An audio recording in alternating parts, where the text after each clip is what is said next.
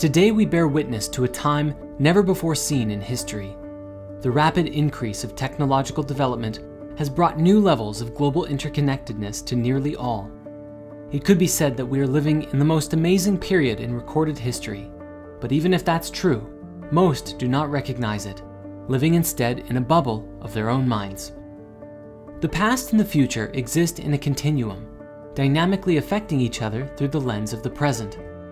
While our material bodies only move forward in time, the particles and waves underlying the fabric of reality move non-linearly and can travel forwards or backwards in time.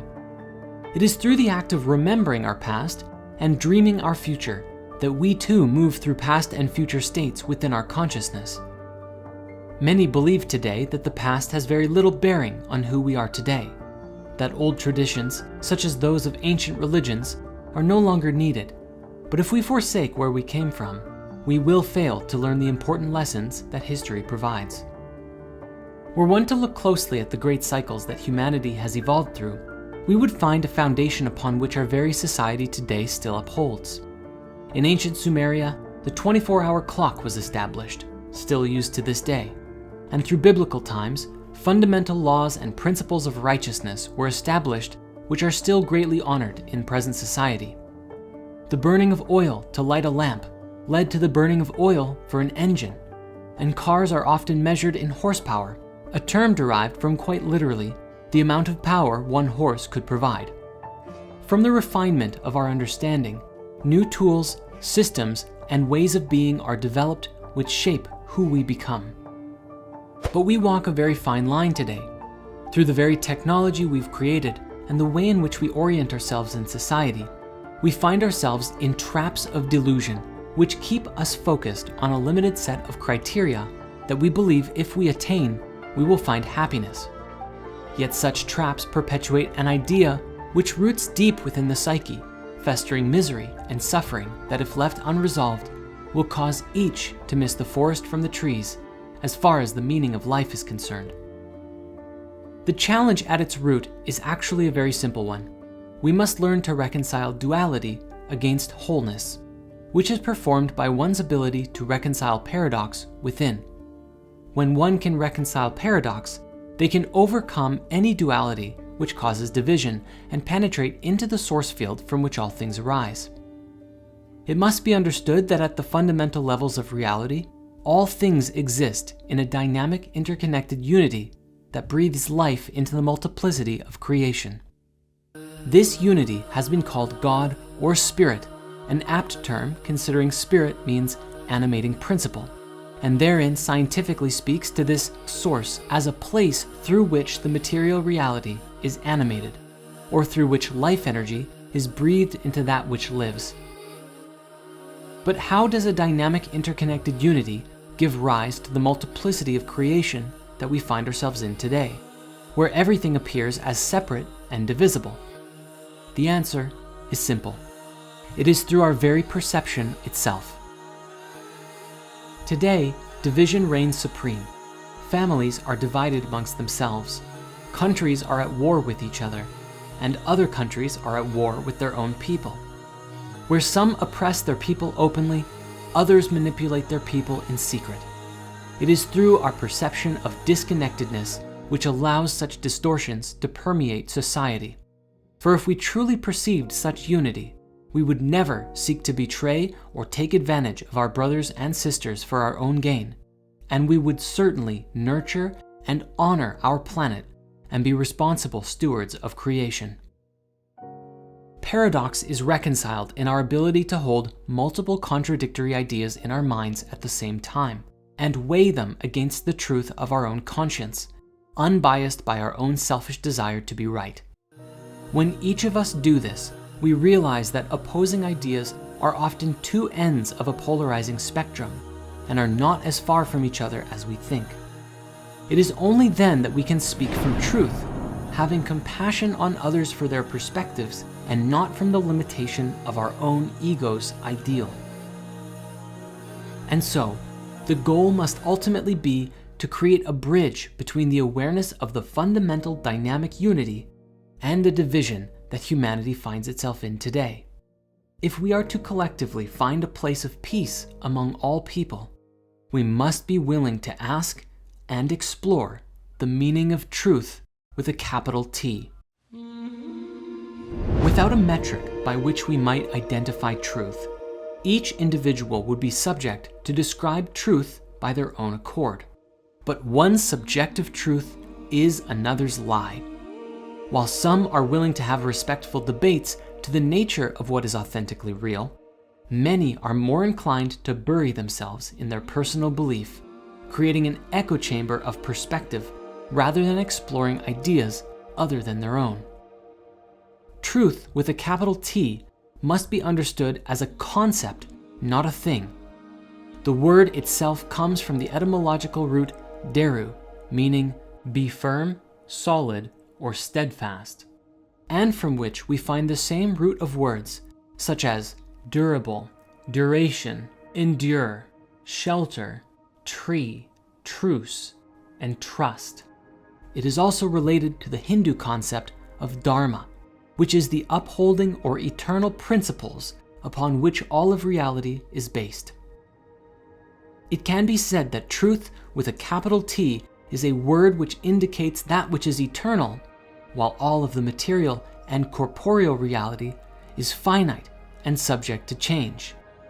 In this way, truth may be likened in principle to the center of a wheel that is spinning, while the outside of the wheel represents corporeal reality or subjective truths, which are constantly rotating through their cycles. The center of the wheel does not move at all, but exists free of all motion, yet is the place from which the rotation of the wheel arises. In the same way, the eternal spirit underlying creation is unmoving, infinite, and eternal, and from it arises all of the changing material reality. In life, each person has their own subjective truth, their own perspective. A perspective is the filter through which each individual views reality and is afforded through the unique interplay of life experiences and interpretations. The attitudes and habits we form ultimately create the filter through which we view reality. What one considers true might not be true for someone else who sees life through a different lens. Where one prefers the left, another may prefer the right. Such perspectives are not absolute truths, but subjective to the individual who believes them. As humanity probes even deeper into the nature of reality, we are brought closer to capital T truth. For instance, the truth about the nature of electromagnetism was not discovered until the 1800s, but the laws of electromagnetism have certainly existed since the dawn of time, irrespective of our awareness of them. Yet, once this essential truth was grasped, it changed our experience of reality fundamentally and afforded new experiences of life. Without knowledge of electromagnetism, we wouldn't have computers, TVs, radios, and so on. Though certainly, when the idea was first proposed, it was laughed at by those who couldn't fathom the concept of an invisible field permeating reality. In the same way, emerging ideas about the nature of consciousness and how life is steered by thought and feeling are also mocked, but knowledge of our interconnected nature is becoming known, and one day the telepathic connections we share with each other will become commonplace throughout all of society. Alongside the development of technology, we must also adopt higher moral standards with greater responsibility towards each other and the life that we lead. As we discover and gain control over atomic forces, we must be willing to use them for harmonious means, in benefit and service to all, rather than our own selfish wants and desires, which is sure to lead to destruction. The higher path is the one which allows for an acknowledgement of both personal and subjective truths, but also yields to a greater truth as it arises, even if it is uncomfortable to humble oneself that we were previously wrong. We find the same understanding present in the time-honored spiritual traditions of the past. whether it be the teachings of Jesus Christ, of Krishna, of Buddha, or even the Tao, which all teach virtue, love, and compassion towards all. The deeper we go into understanding not just the science, but the intrinsic moral responsibility that comes with having such sciences, we reconcile the ancient historical spiritual doctrines with our modern view. But if we hate others and attack those or mock those with difference of opinions, we only perpetuate limited perspectives that keep humanity groping in the dark.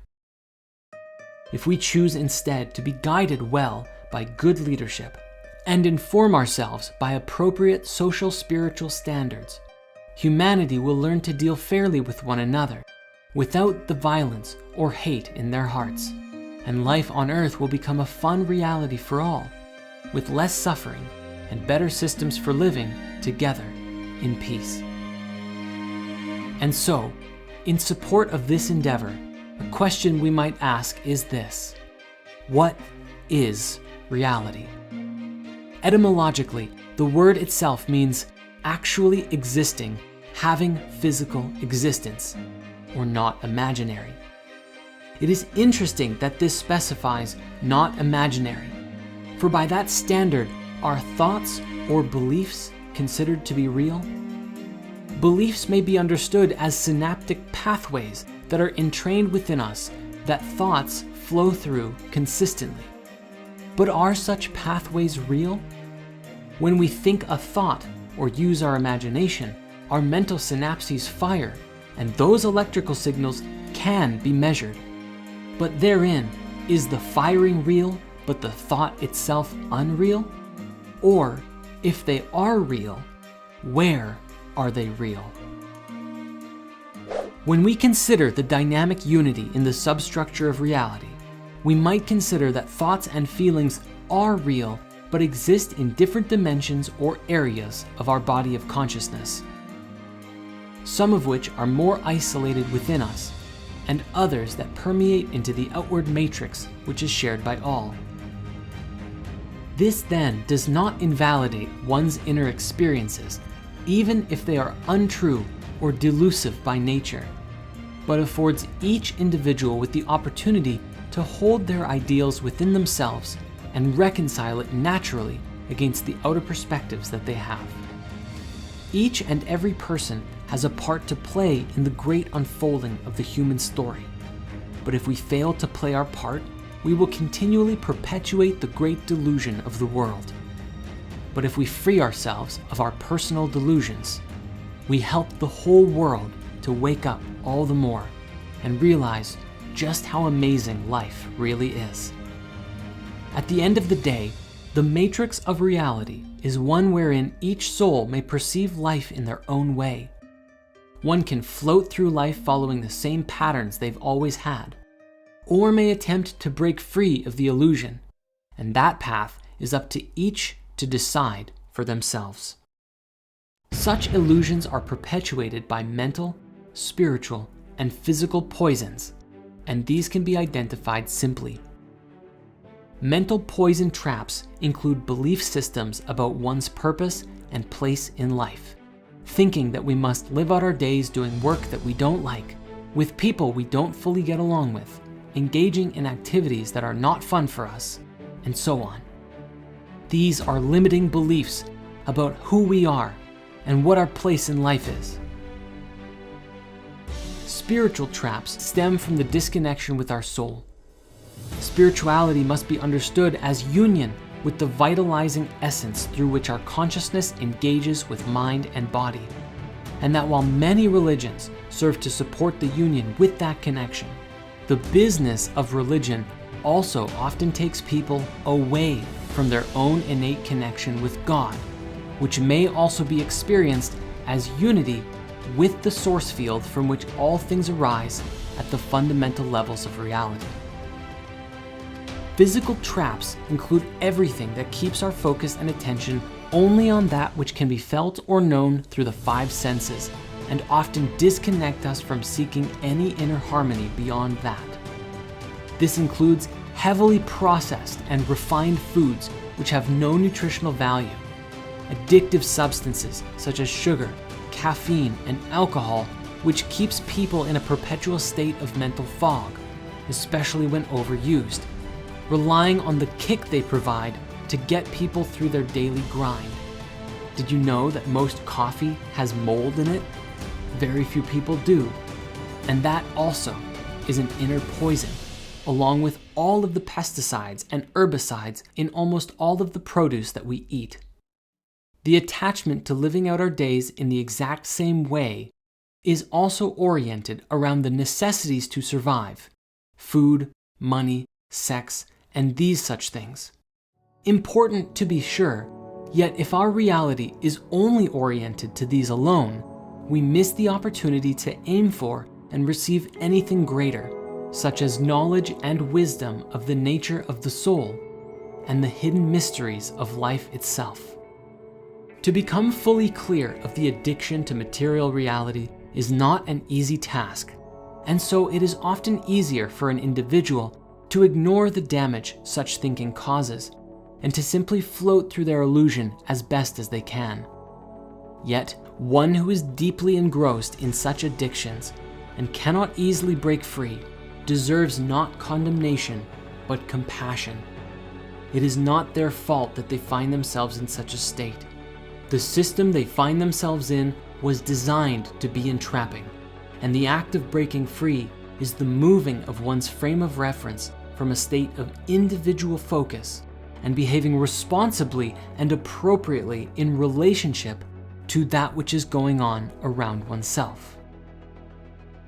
To the old paradigm of thinking, there is always something going on, something that must be done, or somewhere we have to be. But where are we going? Where does it end? What is the purpose of the journey we're on? When we're on our last several breaths of life, will we look back, feeling completely fulfilled for the life that we experienced? Or will we be filled with regret, lamenting how much time we wasted? When we are able to see ourselves for what we are, humanity is recognized as a delicate creature, multifaceted with brilliance and suffering all at the same time. It is okay that we are this way, for it is through our duality that we can recognize the unity at greater depth, and the miracle of doing so is far more meaningful than it otherwise would be if we didn't know such a depth of pain. While so many feel alone and uncertain about themselves and their place in the world, others are running as fast as they can towards the goal of their imagined future.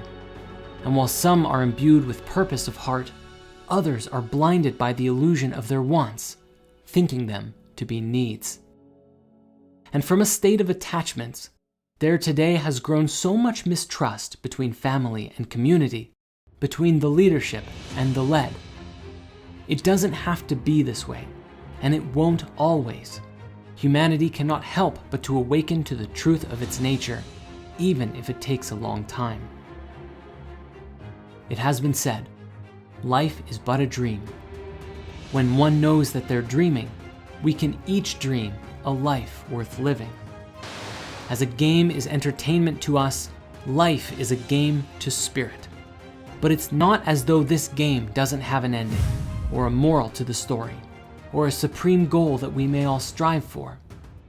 In order to get what we need in life, we have to be honest with ourselves and those closest to us. Those who need rest should take the time they need to rest, and those who are passionate and motivated to work should work. Those who are toxic should aim to be purified, and those who are pure can set an example for the rest. We find our place and purpose in life when we slow down and become still. Slowing down affords awareness of the multidimensional energetic reality matrix that we exist within, and even affords a passageway out into that which exists beyond what we can see and touch. While this cosmic essence of spirit underlies all things, our body of consciousness is built on layers upon layers upon layers of personality, societal structures, ego programming, habits, and dogmas. When it is understood who we truly are, we realize we can do anything. Human beings are genuinely limitless, and we are imbued from within by the same limitless source from which all arises. A peaceful state of being begets a peaceful reality. An active state of mind produces an active reality. An adventurous consciousness produces an adventurous reality. We must ask ourselves, what do we want most? Oftentimes, we don't know what we want until we lose it, and doing so teaches us how to cherish that which we have. Yet at the end of the day, everything we have in life is temporary. We come here with nothing and leave it all behind when we go. And so all things in the material world are afforded as things to be used and enjoyed for a time, but not to be taken with us. It is the same as when playing a video game.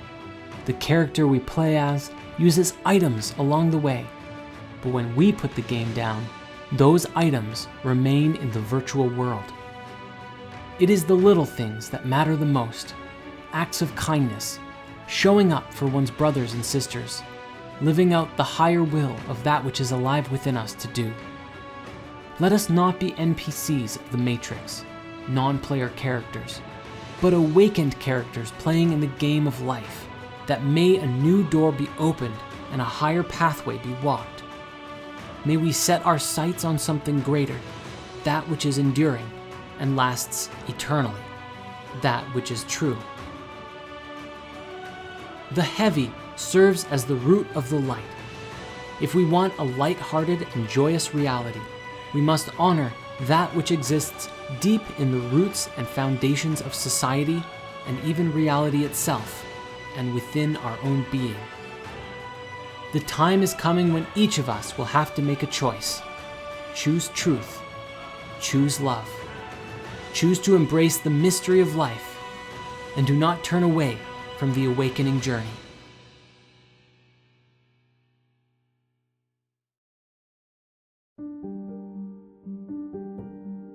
Thank you so much for watching this video.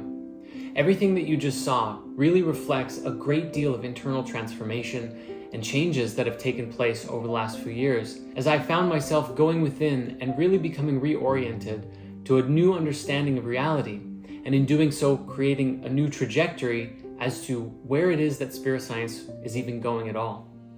When spirit science first started out, it was kind of like this exploratory ship. You know, I had created a little boat with a light on it and set off into the wilderness, just exploring ideas and making videos about the things that I was interested in learning. Along that journey, many people saw that light on that boat and came on board, and spirit science transformed from being a little boat to a really big ship. And that comes with a lot of responsibility when so many people are looking to you for guidance and understanding about the nature of reality. It was very overwhelming at times. I would get so many emails of people asking me for spiritual advice or asking me to interpret their dreams for them. And I definitely didn't feel like I was qualified or the right person to be able to answer those kinds of questions. And so I did my best over the last 12 years of making spirit science, trying to come to understand what even is spirit science. Can one measure the infinite spirit from which everything comes? And is there a way that we can scientifically deduce a pure understanding, a perfect understanding of how everything works? And spirit science therein is not just about understanding dimensions or chakras or things of this nature, but the science of self-mastery, the science of meditation and prayer, and how to go within and navigate these internal realms and transcend all of the limits of the human body and the attachments that come with being in a material, corporeal form. After all, as many people like to say, we are spiritual beings having a human experience. And so spirit science is transforming in a really beautiful way. We've got so much planned, and the last few years has been a bit of a hiatus as we went through some big challenges personally and professionally that led to it being very difficult to make a lot of content. But that doesn't change the fact that we never stopped caring and never stopped wanting to be in service to humanity in the greatest possible way. And so for all of this, I just want to say thank you. Thank you for your patience and your support throughout all of the years. I don't know that this work would have continued without your support. And even sometimes just words of encouragement has really gone a long way. And so with all of that, I'd like to also extend a special invitation. The last few years, inside of our community network, once called Spirit Mysteries, now called Spiritverse, and which will soon transform into the Spirit Science Academy, we have been doing our best to host and facilitate workshops and create a personal place where everyone could come and share on their spiritual journey together, free of judgment or dogma, but openly explore that which their soul calls most for them to learn. And once more, we are opening the doors to the Spiritverse and invite anyone who wants to come and participate in weekly accountability circles, meditations, or wisdom workshops, and I do so very much hope to see you there. Humanity is amazing, and most people are not aware of just how special and powerful they truly are. And so thank you again for staying tuned all these years, or if you're a new subscriber, welcome. And I do hope to see you in the next video and in our Spiritverse community. Thanks.